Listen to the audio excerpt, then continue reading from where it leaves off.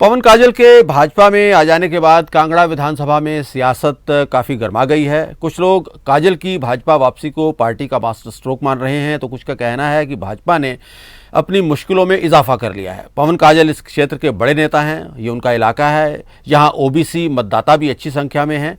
काजल भी इसी समुदाय से हैं। क्या भाजपा इस फैक्टर को भुना पाएगी? क्या भारतीय जनता पार्टी जो पहले से ही नेता हैं, जो उनमें नाराज़गी है, उसको दूर कर पाएगी?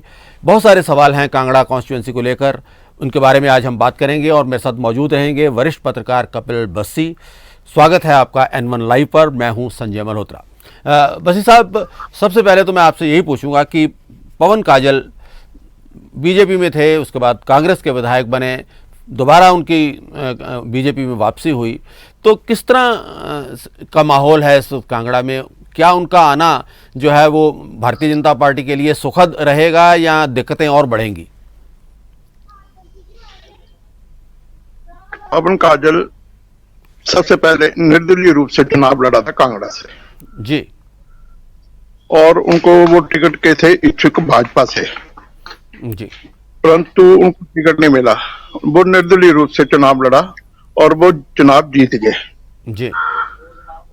उसके उपरांत आपके लिए एक और जानकारी दूं कि जो कांगड़ा है वो आज तक इतिहास रहा है कि यहाँ से जो भी विधायक बना चाहे ओबीसी से ही बना है, चाहे वो कांग्रेस पार्टी का हो, चाहे बीजेपी का हो, चाहे जनता दल के टाइम समय में हो, ओबीसी वो मल्ल से तरह जे। और चंद्रकमल जो ओबीसी सेल के कांगड़ा के लीडर हुआ करते थे कांग्रेस के जी, परंतु भाजपा के पास कोई ओबीसी चेहरा नहीं था। एक इनके पास चेहरा था, है भी अभी, रमेश धवाला जो पूर्व मंत्री हैं ज्वालामुखी से जी, उनकी भी पकड़ काफी थी, परंतु वो संगठन से उनका तालमेल कम था। अब इस कारण भाजपा ने एक रणनीति के तहत काजल को भाजपा में शामिल किया जी। और पवन काजल की पकड़ जी, जी, रमेश धवाला को काटने के लिए उन्होंने एक पवन काजल को तैयार किया भाजपा ने जी। और ओबीसी वर्ग जो कांगड़ा डिस्ट्रिक्ट का है, कांगड़ा, ऊना, हमीरपुर, इसमें इन क्षेत्रों में काफी दबदबा है ओबीसी का जी। और जो रमेश धवाला थे वो सेंटर पॉइंट पर थे ज्वाला जी से, और वो 1998 में पहली बार भाजपा के प्रेम कुमार को धूमल मुख्यमंत्री बनाने में उनकी बहुत महत्वपूर्ण भूमिका थी। वो काफी निर्दलीय रूप से चुनाव लड़ा और ओबीसी के सहारे ही वो उन्होंने चुनाव लड़ा और वो विजय हुए। उसके प्रांत काफी कुछ दिनों के बाद उनका भाजपा नेताओं से टकराव होता रहा और एक बड़ी सोची समझी राजनीति के तहत पवन काजल को भाजपा में शामिल करवाया और अब वो रमेश धवाला की काट समझ रहे हैं पवन काजल जी। जहां तक कांगड़ा की स्थिति है, हमें कांगड़ा में सुरेंद्र काकू थे, वो भी ओबीसी थे, पूर्व विधायक थे जी। उन्होंने जब पवन काजल को भाजपा में लिया तो उन्होंने भाजपा को छोड़कर कांग्रेस में शामिल हो गए हैं जी। और भी कुछ जो ओबीसी लीडर हैं वो भी कुछ बीजेपी के टिकट के दावेदार थे जो पवन काजल के खिलाफ काम करते थे या चुनाव लड़ते थे। अब ज्यादातर झुकाव जो है वो अब पवन काजल के पास है और भाजपा के जो वरिष्ठ नेता हैं जेपी नड्डा पिछले दिनों धर्मशाला आए थे, तो पवन काजल से भी उनकी काफी विचार विमर्श हुआ और उन्होंने जो पार्टी के कुछ लोग थे नाराज थे उनको भी मनाने में उन्होंने प्रयास किया और काफी हद तक वो सफल भी रहे। जी जी। कपिल जी, आपने जैसे कहा कि ये जो पूरा क्षेत्र है ओबीसी के प्रभाव वाला क्षेत्र है, जब भी कांगड़ा से जो भी विधायक बना है वो ओबीसी समुदाय से बना है। अब एक तरफ काजल हैं, धवाला की काट के लिए काजल को लाया गया है, तो अगर मैं आपको ये आकलन करने के लिए कहूँ कि इस वक्त ओबीसी मतदाताओं के बीच में काजल का प्रभाव ज़्यादा है या धवाला अभी भी ज़्यादा प्रभाव रखते हैं, तो उसके बारे में आप क्या कहेंगे? आपकी जानकारी दे रहे, पिछले कल ही रमेश धवाला की जेपी नड्डा के साथ वार्तालाप हुई है और नड्डा के घर पर हुई है और जो दोबारा मांग कर रहे थे कि मैंने देरा विधानसभा से चुनाव लड़ना है, और उनको सहमति दे दी है, जेपी नड्डा ने उन्हें आश्वासन दे दिया है। और आज उसी चुनाव क्षेत्र से जहां दोबारा चुनाव लड़ना चाहते हैं, वहां पर आज केंद्रीय मंत्री अनुराग ठाकुर, प्रदेश भाजपा के प्रभारी अविनाश खन्ना और पूर्व मंत्री रविंद्र रवि देरा में थे आज।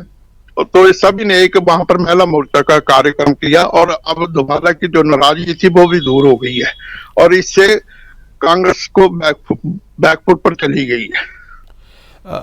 यानी कि ओबीसी के दोनों नेताओं को भाजपा जो है वो एक पेज पर लाने में सफल हो गई है। एक तरफ धवाला को भी मना लिया गया है, उनको भी आश्वासन दे दिया गया है कि आपको देहरा से टिकट मिलेगी, और काजल को आप कह रहे हैं कि कांगड़ा से। लेकिन कांगड़ा में भी ये कहा जा रहा है कि भारतीय जनता पार्टी के अंदर काफ़ी विरोध है, और जो पहले से ही पार्टी के नेता हैं, जैसे सुरेंद्र काकू आपने कहा कि वो छोड़कर कांग्रेस में चले गए, इसके अलावा और भी नेता हैं, तो कहीं ना कहीं भीतरघात की समस्या रहेगी। भारतीय जनता पार्टी दोबारा सोच सकती है कि काजल को यहाँ से न लड़वा के किसी और सीट से लड़वाया जाए। नहीं, भीतरघात तो सभी पार्टियों में है, कांग्रेस में भी है, और जो कांग्रेस से टिकट के दावेदार हैं वो भी ओबीसी से ही हैं।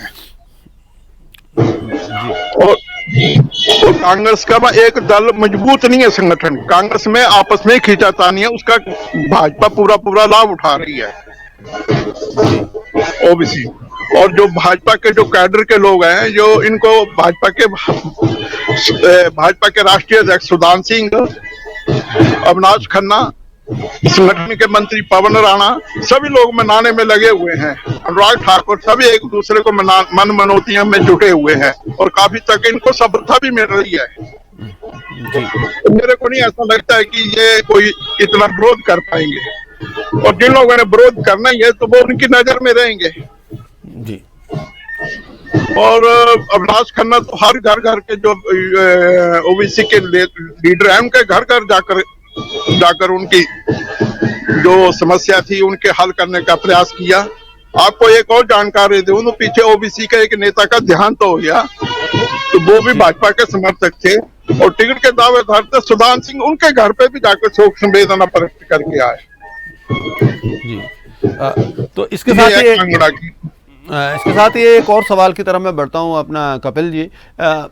यानी कि इस चुनाव में कुल मिलाकर, चाहे वो भाजपा हो या कांग्रेस भी हो, अगर भाजपा की ही बात करें तो जातीय समीकरणों के आधार पर ही टिकट का आवंटन होगा। और कांगड़ा में जो दोनों पार्टियां, चाहे विपक्ष हो चाहे सत्तारूढ़ दल हो, ओबीसी को कैंडिडेट होगा जी, दूसरी कास्ट का कोई कैंडिडेट नहीं होगा कांगड़ा में।